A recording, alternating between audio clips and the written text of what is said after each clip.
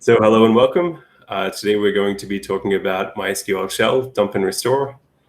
We have Kenny Gryp joining us from the MySQL team at Oracle. Kenny, please take it away. Okay, thank you.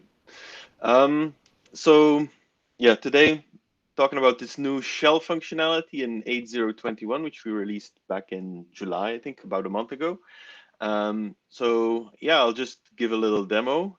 Now we have 6 people total. Please ask questions, interrupt me as much as you can. If I make any mistakes, let me know as well. You're the expert, but yes, we will.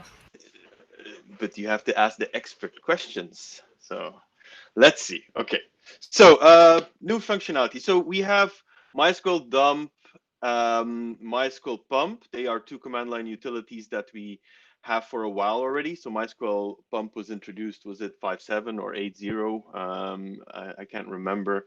Morgan will know. When was that introduced? I can't remember either. I think it was Okay, 5.7. good. Yeah, 5.7. Yeah. And so in MySQL shell, we now have kind of similar functionality as well to dump the data and load it back again as well. Now, I don't have any slides.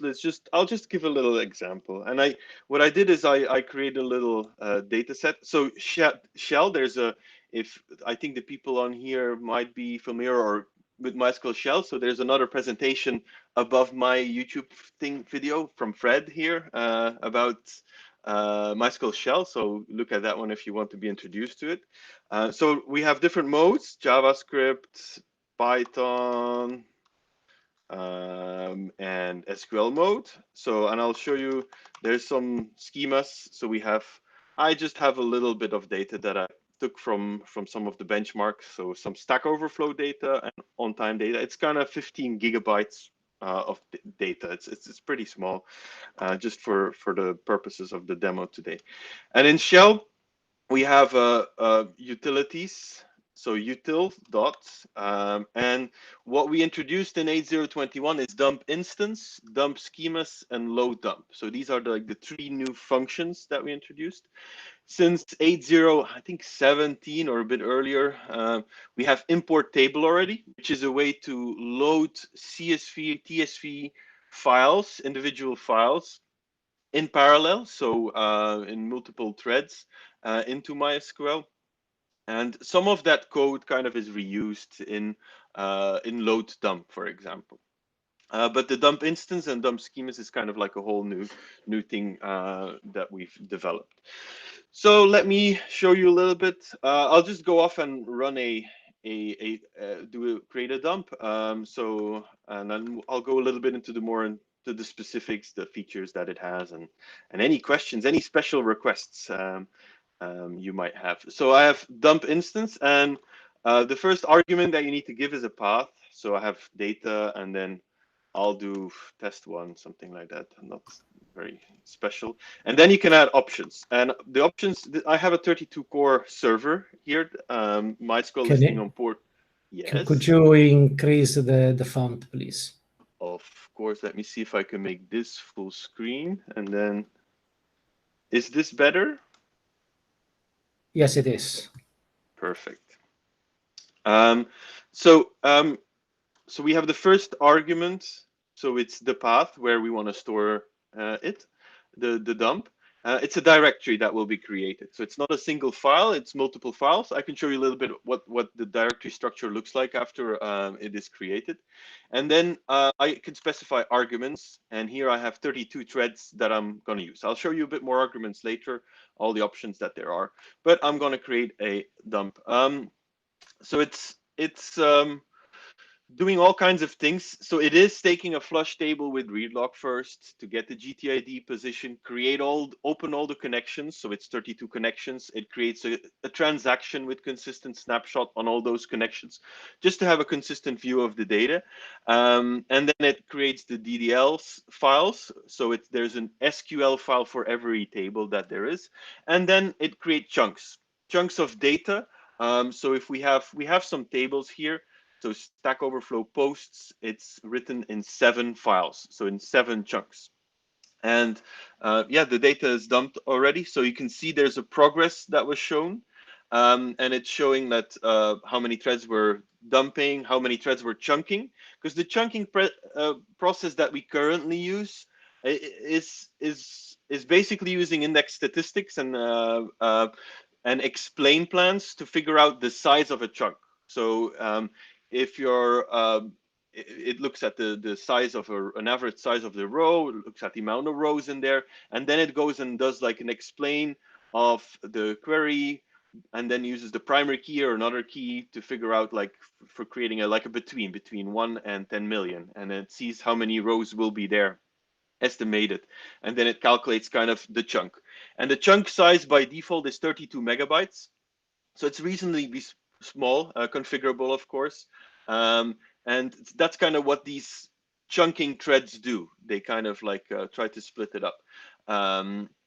Now it was dumping. It's compressing by default as well. So this data is now in memory, so it was quite fast. And its uncompressed size speed was like 370 megabytes per second. And then compressed size is the size that we're writing to disk, is different. So it's by default, we use ZSTD compression. You can use gzip compression or no compression at all. But ZSTD is overall kind of the fastest, lowest impact on CPU. So it should not be any need to change that. So we have about 13 gigabytes of data. Compressed, it's 1.7 gigabytes. So reasonably good compression ratio that was used. So we created a dump. So that was very easy. So we have dump instance, and dump instance dumps various things. It dumps the routines, the views, so the DDL, the data itself. It also dumps the users. So it creates the grant statements. So it's ignoring all the show schemas. Oh. So it's ignoring information schema. The MySQL schema is also ignored for dumping, performance schema, and sys as well. So the MySQL schema is not dumped in kind of like tables, but it will have the grant statements in there, and the store procedures and views will be in the create view, the store procedures, the triggers. Everything will be kind of created in its respective syntax. So yeah, that's how we create a dump. And let me look at the contents of this, and there's a lot of files in there. So if I just slowly show you kind of the structure. So there's at files first. So we have some metadata, so JSON data, global JSON data. Done, that means that was the JSON metadata that was created when it was done. And then we have, for example, we have the on time. There's a piece of the on time table here, which is kind of like the flight statistics. And you can see here, there's multiple chunks. So there's a ZST file and a ZST index file. This is currently not used yet, but we already created this. This is actually to later allow chunking of individual chunks during load as well. So we can implement that later on, but it's a fairly small. So yeah, we have a lot of chunks for on time. And what you can, maybe I'll show you so we have several JSON files. So for every table, there's a kind of a JSON file. And there are also several SQL files, and that's for every table. There are some SQL files, and the users are also there. So it contains various metadata. So if I do on time.json. Oh.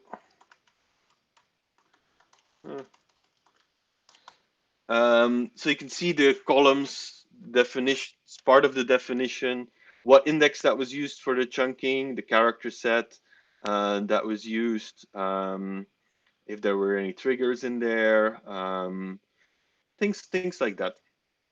If we look at the general .json file, we have kind of the schemas that were used. The GTID is not enabled, but you get the GTID executed here, the server version, and so on. Things like that. Now, before I continue, questions, of course, notes, anything. Yeah, maybe just one. They look like really good defaults. I think that was really one of the painful things with previous Okay. dumpers. Curious about 32 meg, though. Yeah. I would have picked something bigger. Any rationale? Yeah. Actually, 32 megs might be a little bit too small. But it's the when we were doing tests, we were seeing that we have different types of users, and when I'm testing with hundreds of gigabytes of data, 32 megs is too small. But there's a lot of users that have smaller data sets as well, and yeah, it's kind of this balance. I don't know. We chose 32 megabytes in the end. Now, if you want to improve performance for dumping and loading on a larger data set, I actually use 256 megabytes per chunk. So it's something that we might consider changing at some point. Also, keep in mind that these are estimates, and there are outliers.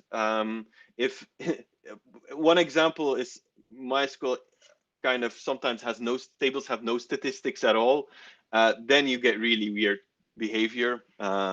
But okay, this is something we're fixing in the next releases, where we'll run an analyze table itself, or we'll give a warning that, hey, these statistics are not correct, or there are no statistics. Yeah. Is the other format fairly stable at this point, or do you think it's going to evolve or change in the next few releases? So I do know, like for 8022, we're adding a lot of functionality to it, but the format remains the same, so it's kind of compatible. We're just adding metadata to it. We're adding some other files to it, but yeah, it's I cannot guarantee that the format will not change, but yeah, this is the first initial release, right? So yeah, well, I was wondering. yeah. So, but overall, I mean, it's fairly straightforward. We added more metadata than we actually need already, just to kind of prepare for any future things that we might need it Cool. for. Yeah. Great. Another question: how does it compare to the previous tools? So in MySQL dump, there is an option to create several files similar to, sort of similar to what we have done today. And MySQL pump can run things in parallel. Yeah. I actually, there's a blog post and I'll show it. Let me see if I can move this here. This was a blog written by Alfredo. It's kind of the main developer architect of MySQL Shell. So how does this compare? And this is looking at loading, but dumping is kind of similar. So when we look at MySQL dump, it's a single thread that dumps data. So it does table per table, right? If we look at MySQL pump, it does multiple tables. Sorry, it does one table per thread, basically, it can do. So if you say I have 4 threads, each get a table assigned, they finish the table, they move on to the next table. So that's MySQL pump. We have MyDumper, which is this community tool written by various people, but currently maintained by Max Bubenik, working at Procona. And he currently maintains MyDumper, and what that does is it can do chunking, like of smaller sizes. You can specify the amount of rows that you want, not size in megabytes.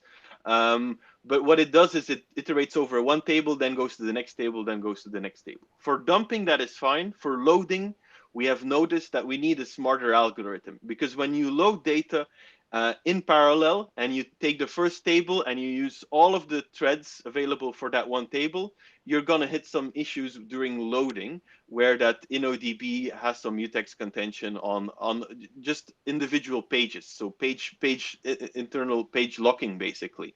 So why Shell is different is that Shell has this kind of algorithm. It's not that special, but it's just, look, if you have 10 tables to load and we have 4 threads, make sure that every thread gets a different table. And if you have less tables than threads, then look at the amount of data for the biggest tables first, give them more threads.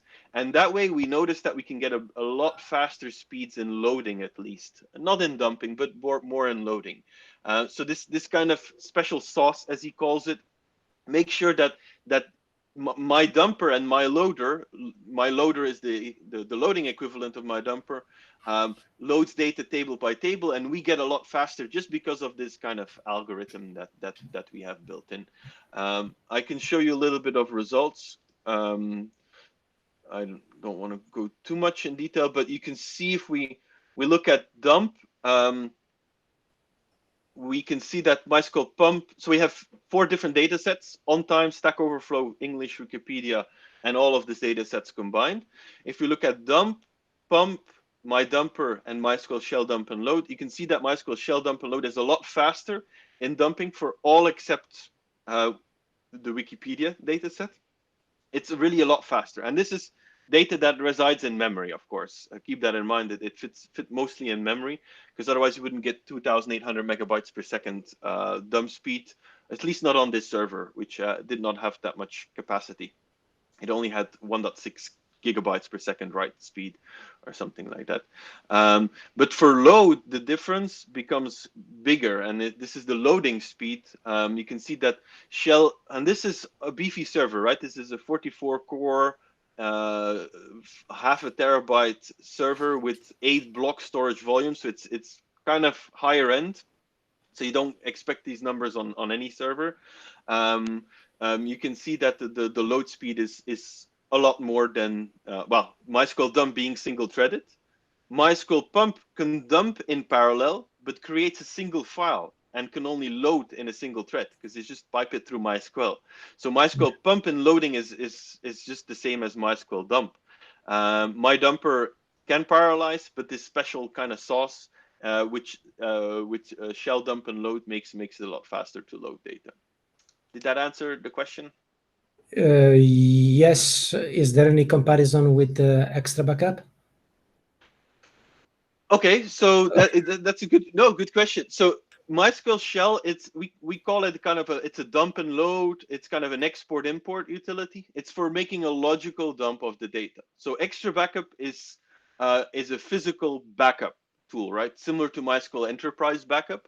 So MySQL Enterprise Backup and Extra Backup, or Clone, the Clone plugin, which is similar, they take physical copy of the data, so they will be a lot faster in almost all cases. Maybe not for dumping, because in dumping it, like for example, the Stack Overflow data set, it might be faster with MySQL shell dump because of the compression, and it uses all the CPU. It's very CPU intensive, this dumping then.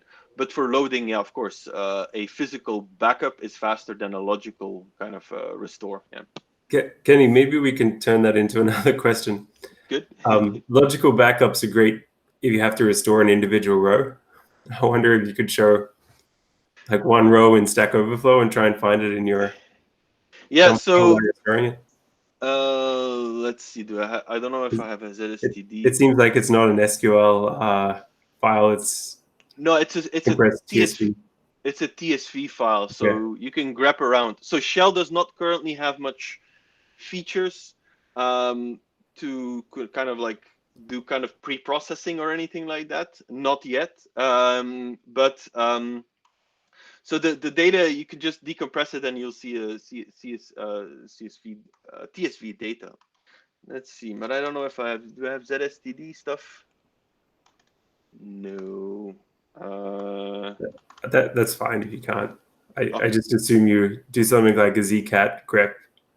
Yeah. Whatever zcat is for Z standard. Yeah, indeed, that works. I want to show you. Let me see. It's a question.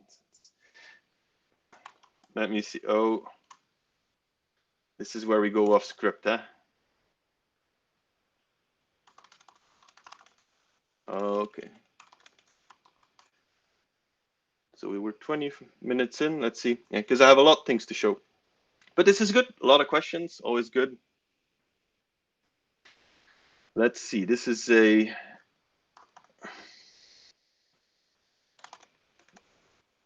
There is a ZSTD cat data test 1.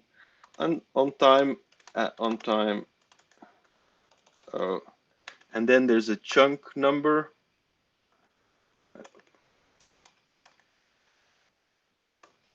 Yes. Ta-da! So this is all the data. It's just tab separated values. Yeah, that's it.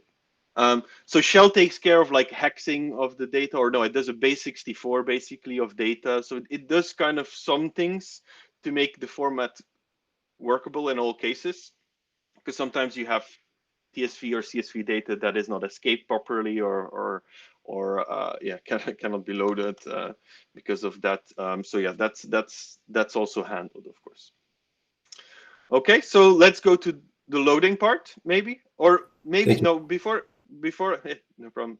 Before I go there, I'll show you what options there are, because I didn't show much options, none. Basically, just the threads option, and what we have is \? Actually shows you the manual here. So \? Dump instance. And then it gives you all of the options that you can do. So you can exclude tables, schemas. You can define if you want users, events, routines, triggers or not. Do you only want the DDL or the data? There's a dry run as well. We have some compatibility for Oracle Cloud is the MySQL database service. It has compatibility modes. Meaning that sometimes when you want to migrate into kind of a database, MySQL database as a service, then you cannot use MyISM tables. You are restricted some grants. Some role admin does not work. SQL definers and store procedures use that doesn't work, because you could try to pretend to run on as any user, because you don't have full access to the server, because to the MySQL database server. So you cannot define locations of table spaces. And this is what this compatibility mode does, is it kind of like changes everything, changes to InnoDB, removes the grants that are restricted, strips those definers. And these are the compatibility modes. And Shell is kind of one of the kind of transformation parts that it does now, is it can make it any dump 5780 compatible to then load into the MySQL database service, which you can also use if you want to do some of that. But it's interesting, and maybe if we have some time, I can show you later, is that during load we can actually do the load in multiple phases. You can do a load of the DDL first, make some changes to the DDL, and then load the data. So there's no need to go and edit the dump files directly to make changes. You can kind of like program it inside Shell, or just manually do it. But I'll go into that later on. I have a question about the compatibility. Yes. Does it also mean that there are other tools that understand the format that the MySQL Shell is using, or is Not only? Not at this moment. So at this moment, there are no tools that kind of understand this format. So it's just the dump and the load at this moment. Yeah. So compatibility means between versions. No, compatibility is MySQL database service compatibility modifications for the Oracle Cloud Infrastructure MySQL database service that we have. DDL compatibility. Don't add extra metadata that. Okay, thanks. Yeah. So chunking is next, and then how many bytes per chunk estimated? So 32 megabytes here. How many threads? You can limit the amount of data throughput. If you have like a production server, you want to do some limiting. Progress reporting is on by default in an interactive client. Compression, you can change the character set, of course. And then we have OCI object storage features. So you can dump data directly to object storage in OCI, and then you can load it into the MySQL database service or on a MySQL server. And it's actually, I configured my does that stream? Like, yeah, it streams everything. Yes. No spooling required at all. Yeah, or anything. Nice. So OS bucket, I configured the server. I think I created one. So I can dump the data, and this goes straight to object store, and it's actually faster than writing to file because so it's only sending the compressed data to the object storage. So you can see here it's 400. It's a little bit faster, but not always much. So yeah, this is straight to object storage, and you can then load it straight from object storage as well. So at this moment, it's only supporting the Oracle Cloud object storage. We'll see what we can do in the future to support other means. Yeah. That's S3 compatible though, so in theory it shouldn't be hard, but we'll see. Well, you need to enable S3 compatibility in object storage to make it fully compatible. So this is not S3 compatible at this moment. Now, but this the beauty of this is that you can dump to a directory. But what we used, I use this a lot for. I dump to object storage, and while the dump is happening, I can do a load already. So I can show you that later, because there's because of the metadata files that are written, you can load while the dump is ongoing. It will follow up, track. So you can load in multiple servers at the same time. There's kind of a lot of like usability that we try to add to it. We just have some cat that will annoy me soon. Sorry, he got into the room. Yep, Kobe, everything's fine. So let me try to do the loading, right? I have another, it's the same server, but it's listening on a different port. This terminal is dead. Port 3333, it's an empty database. There's nothing in there. So if I want to load the data now, it's load dump. And I created a dataset test 1, I believe. Let's see what I created back in the beginning of this presentation. I believe, let's see, test 1. And then I also specify the threads 32 here in this case. Now, one thing that we did in 8021 before I actually start this is that you can now disable the InnoDB redo log, and this really helps with import performance. And this is through the alter instance command. So it's alter instance disable InnoDB redo _ log. And then to know if the redo log is disabled, which also disables the double write, you have to run this special command. This is how I remember. InnoDB redo log enabled is off. That's how you know that the redo log is on or off, and the double write as well. So this does help with load speed a little bit in this case, maybe like 50% or something like that. So we're loading the data. So first it starts, okay, the target is 8021, the dump was 8021, creating the DDLs first, and then it starts loading chunks. So it's loading the data. Now it's small chunks for this on time table. You can see it's only like 34,000 rows per chunk. So yeah, this is loading, and loading happens through load data commands. So if I do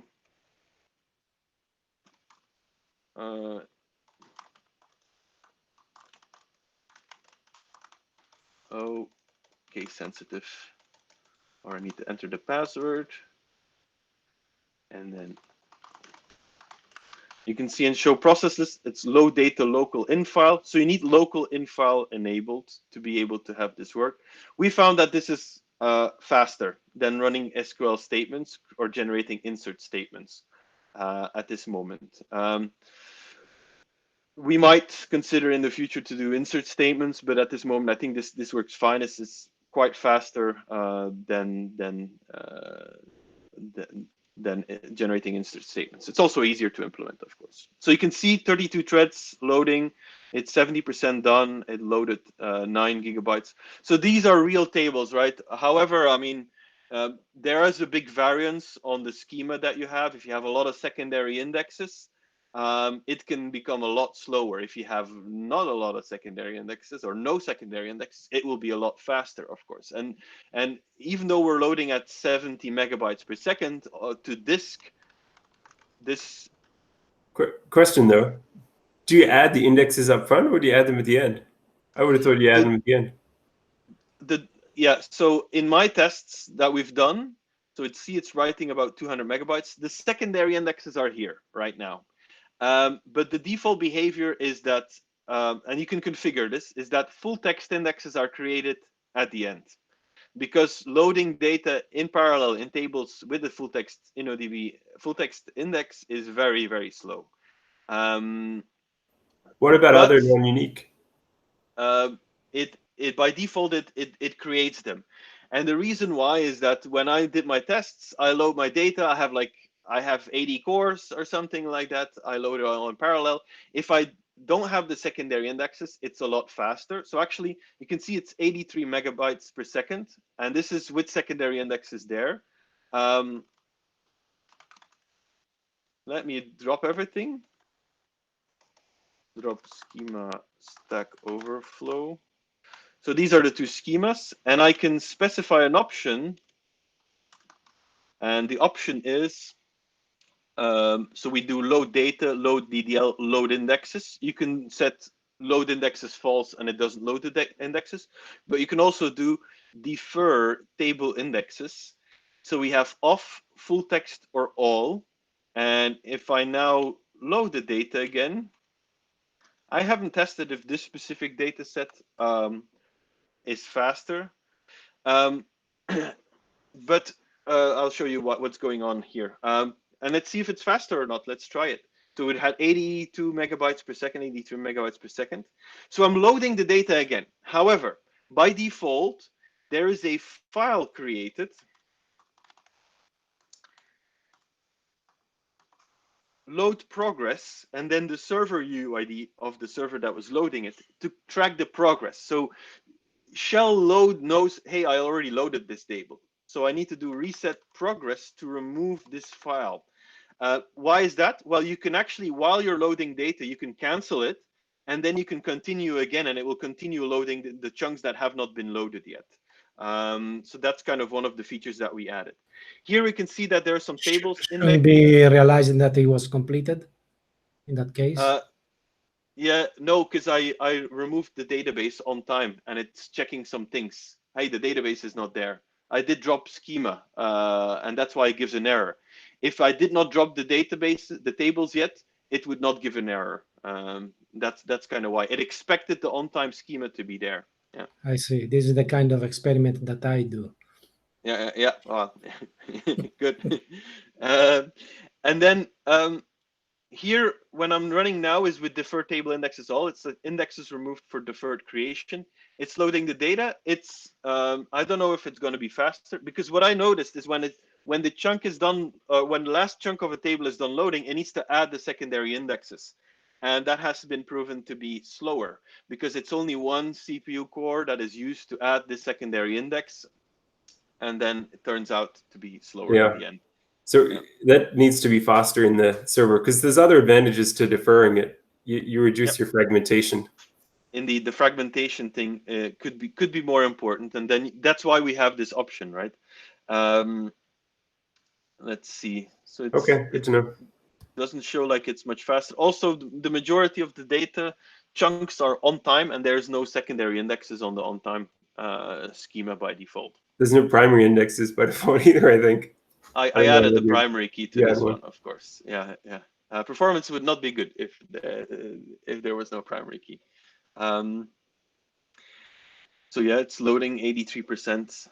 Let's see, and you can see it will get stuck. There's small tables, but I did it with like a 0.5 terabyte of data, or a table that has like 800 gigabytes. That is becoming very, very slow, and then it's faster to just do to add the secondary indexes from the beginning.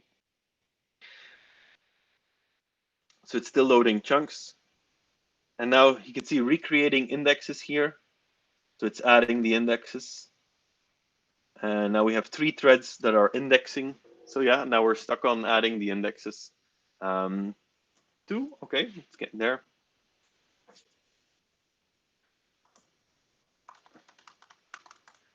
And we have, see, Stack Overflow 2 tables that indexes are being added. Let's see what I can show next. I will, so we still have some time, good. So 1 index, so see, slow. I think it's going to be a lot slower than that. But you're right, the server should be able to add indexes much faster than this. We are well aware of this.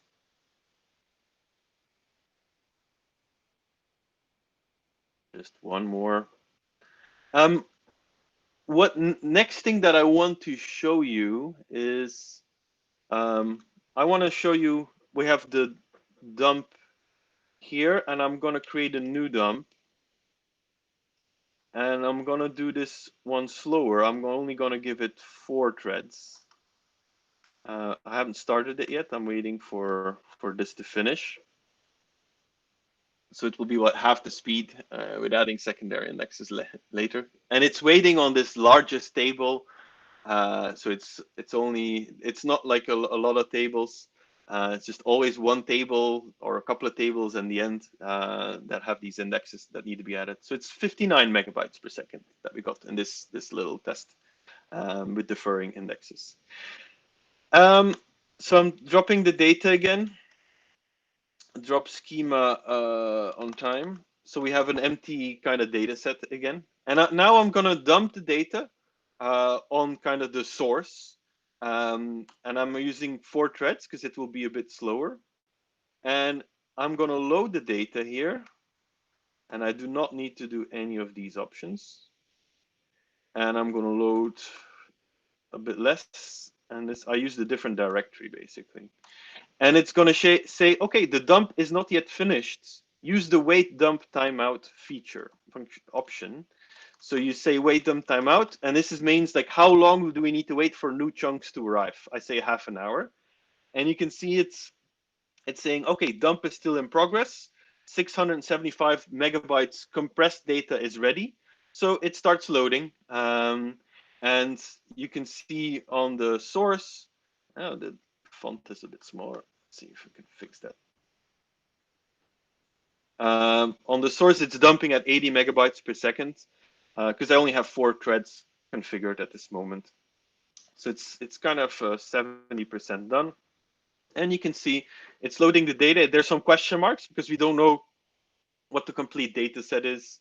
So it does not know that yet. You can run multiple of these loads on different servers if you want to do that. That will all work fine. You can see that it just increased to 1.2 gigabytes ready because it ran out of the 600 megabytes. It processed all of this, and then it looked again for, hey, what new chunks did I get? So yeah, loading. On the source, it's 85% done. Let's see what other things I want to show. Oh yeah, I have one more thing that I definitely want to show. Are there any questions in the meantime while this is loading? Right. So just a question. The idea behind this, start loading before it's finished is you could export from a managed database service that doesn't give you a physical backup. Yeah, that's one thing. Yeah. Okay. But also you can do kind of version upgrades with this if you want to do it through the logical method, Okay. which I also mostly prefer to do myself. Yeah. Are you able to filter what is dumped or loaded, like apply a where clause or anything like that?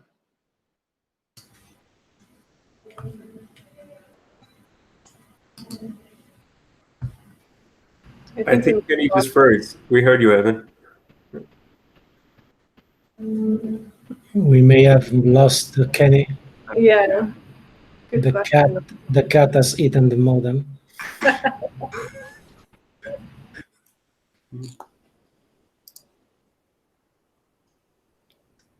Whoopsie.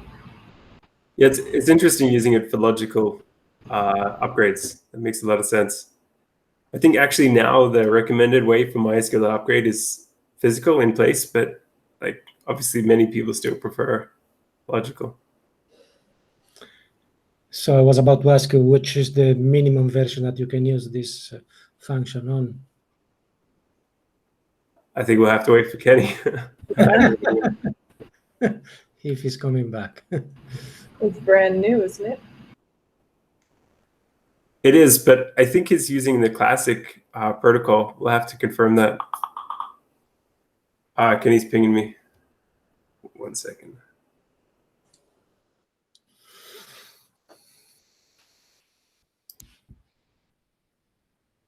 Kenny says his rebooting, his computer crashed, so that's no problem. Okay, so it's a bit of side effect of the new feature. Oh yeah. I was gonna say, oh, that MySQL client. My apologies. It's I had a- machine. You can't blame stability. So Kenny, we were speculating if it was the fault of the cat or the MySQL shell. Your choice. I don't know, my computer has restarted of a problem.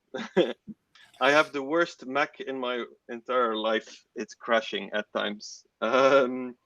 So let's see if I can kind of... Kenny, we did have one question we couldn't answer. What's the minimum MySQL version to do this shell dumping? 5.7 at this moment. Okay. Yep. And is it using the classic protocol to do this? It's using classic protocol to do all of this, correct. Okay. So even if you're connected with MySQL shell to a X protocol, it falls back for creating those threads in classic mode. Yes. Well, I don't know if it was done loading. Let's try it, right? That's a good test. If this progress file works. 3.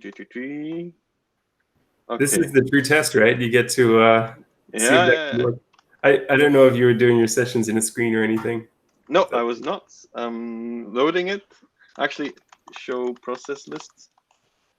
It's not doing anything anymore. So SQL. Oh, sorry.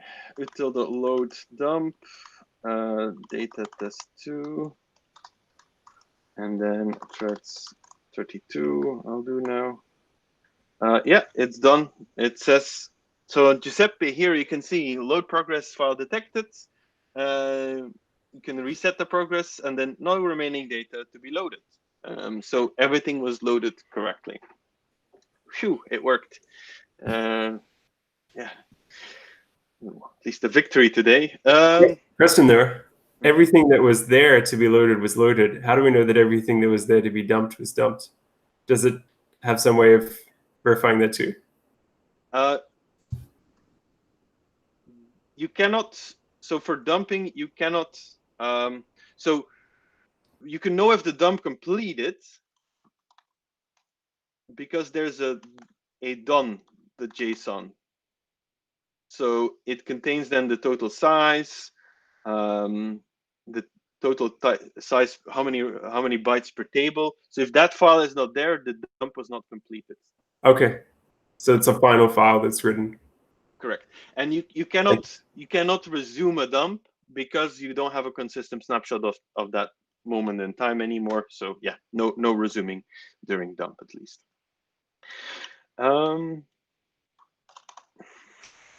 I can show you something else.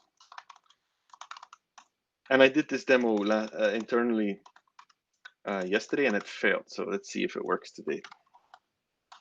So I want to load the data again, but I want to say load data false. I need to reset the progress file. So actually, so you can do reset progress true, but let me show you data test 2. So this is the progress file and it contains kind of all the chunks that were loaded, how many bytes were in there. This is also to kind of figure out the progress. So you can calculate the progress by looking at this file. So for each chunk, you can see if it's loaded. So you can manually remove this file as well, for example. So you can remove this file. And that is the same as kind of setting reset progress true. So I don't have to set reset progress true. So if I say load data false, it's just loading the DDLs. And I can now go go to SQL mode, Stack Overflow, and then show tables, show create table badges, for example. And we can see, okay, there's this thing. I want to make some changes to it. So I don't know if it's the perfect example. Sorry, Kenny, 10-minute warning as well. Yeah, no problem. Thank you. Maybe I want to alter table badges. I'm just doing something. I mean, it doesn't mean much, but it just as an example, drop key, I can remove a key. I can then do, maybe I want to introduce partitioning table, and I alter table. These are all compatible, of course. I'm not changing columns. I'm not changing data types to something that does not work. I can change an int to a big int, maybe. Partition by key, partition 16. For example, if I want to have 16 partitions, it's partitioned. And if I now go back and I do tilde load dump data test2 threads 32, it knows that the DDL was already there because of the progress file, and then it just starts loading. So you can kind of do some changes while kind of before you start to load the data. Now, let's say you're loading this and I want to cancel this now. I need to do something else first. I press Ctrl+C, and there's something that shell does is it says load interrupted, canceling remaining work. Press Ctrl+C again to abort the current task. So why did we implement this? If you press Ctrl+C once, it waits until all the running load data statements are finished. It doesn't try to kill them. If you press Ctrl+C twice, it kills those statements and kills the transactions, and then a rollback has to happen of these transactions. Now, in this case, the tables are the chunks are very small, but if you have larger chunks with 10 million rows and you want to cancel, and you cancel the cancel twice, so it kills the query, the transaction has to roll back, and a rollback in InnoDB is slower than it's usually slower or a lot slower than just finishing loading that particular chunk. So it's kind of like small usability things that we added just to make things easy to use. And when there's panic, that hopefully there's less impact or more choice for the user to do things. Let's see. One thing that shell does not do is setting the GTID set in this version. This is coming in the next version. So it's not setting GTID append or replace after the dump was loaded. So that option is not there yet, but the metadata contains the GTID. So if I look at, it's in the @.json, GTID executed would just be written here. So you can just parse this file and then do set GTID purged as an intermediate step. So it's kind of a manual step you have to do. Any questions? Yeah, we had one more question. Yeah, I had a question that got lost when your computer crashed. I was just wondering, is there any way to filter either what is dumped or what is loaded, like applying a where clause to the data set? Yeah, so Or something. Yeah, we have include schemas, include table, exclude schemas and tables in both dump and load. But we do not yet have any kind of where you can say where on this table, where on that table. Yeah, that we don't have yet.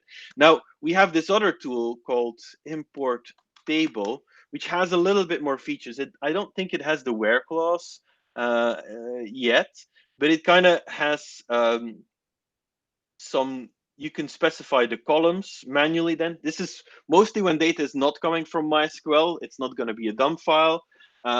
You kind of need some changes to that. So you kind of can add and remove columns during loading, but you cannot do any pre-processing yet, like you can do in load data yet in this. And there's no where clause in this as well. But some options will be added in the future. No problem. Thank you. So Hey, yeah. Ken, Yes. sorry, I had one question. If you still had something to talk about, I can wait. No, go ahead. No, go ahead. I'm kind of there. So I don't mean this as a gotcha or anything. It's just I'm curious because I hadn't really looked at this yet, but I was curious kind of what the consistency guarantees are, because I just quickly looked at the source and it looks like it's, so if you say I want to dump schema foo, it looks at the information schema to see the columns, and it gets the primary key, and then it selects the min and max to basically figure out ranges to assign to workers. Yep. I'm just curious kind of I'm assuming that I haven't looked at all the source, but I'm assuming it doesn't utilize some mechanism in InnoDB to basically join the different threads to the same read view. Oh, so I'm just curious. what happens is, let me create another dump. So we have dump. The log output in your first example. Yeah, I will show you data test 3. Yeah, and sorry if I missed that earlier. I was no problem. It first does a flush tables with read lock. Okay. Then it starts all the transactions with a consistent snapshot, so they all in repeatable read, so they all have the same view. Then it takes a backup lock, and then it releases the flush tables with read lock, and that's how it gets a consistent view of the data, because it briefly needs to stop everything from writing. Yeah. Okay, that makes sense. Yeah, I definitely missed that. Thanks. Yeah, no problem. Let's see. Did I have anything else to talk about? What other features? So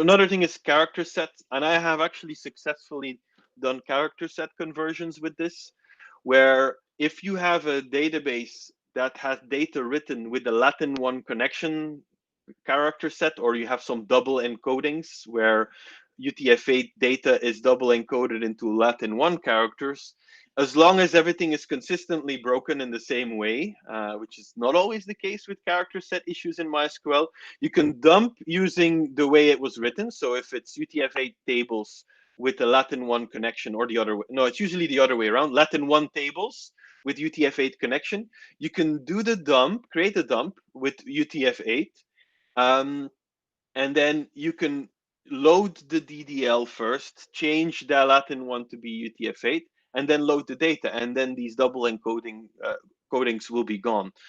There's of course many variances on all the character set issues with converting this in MySQL, but these cases actually do work pretty well, just by setting the character set or making some changes to the schema before loading the data. So this is kind of one of the internal tests that I did, like to make sure that, hey, can we do character set conversions? And I believe Fred will blog about this at some point as soon as he's back from vacation.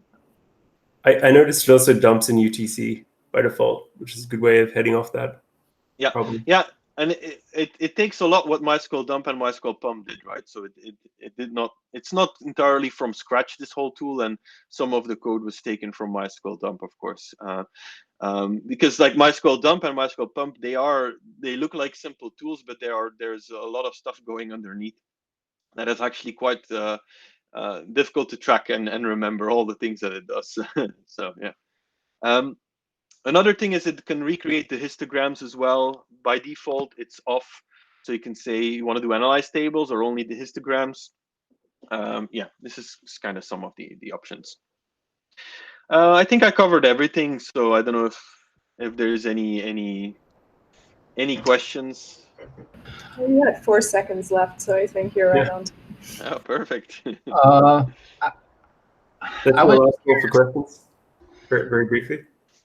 I was just curious when or why you might not use this, because it seems like a clear winner with all the options out there. The only thing I can think of is that because it uses flush tables with read lock, that could be a little dangerous on like a busy production server. So but if you always do it on a replica, for example, then that wouldn't really be an issue. Yeah, and you can disable this consistency, but that's up to the user then to see what they need. So Right. it's kind of consistency true, or where is it? I can consistent true or false. That's kind of the only options. We are looking into do we have any other ways to provide consistency that are less impactful as well? Yeah, but this is kind of the easiest to implement so far. Yeah. Cool. Awesome. Sorry, go on, Giuseppe. Okay. Is there any checksum control before or after the dump? No, not at this moment. So we don't do just checksum table. If we are going to implement it, it's going to be something more parallel as well, part of the dump format and things like that. So we have several ideas and designs on that, but yeah, I don't know when we will have that. Yeah, would be great to have some way to guarantee that when you load the data, is my data the same? So that would be really good to have. Kenny, thank you very much for the presentation. I'm going to turn off the recording now, but it was great. It was really interesting to see. Okay, thank you.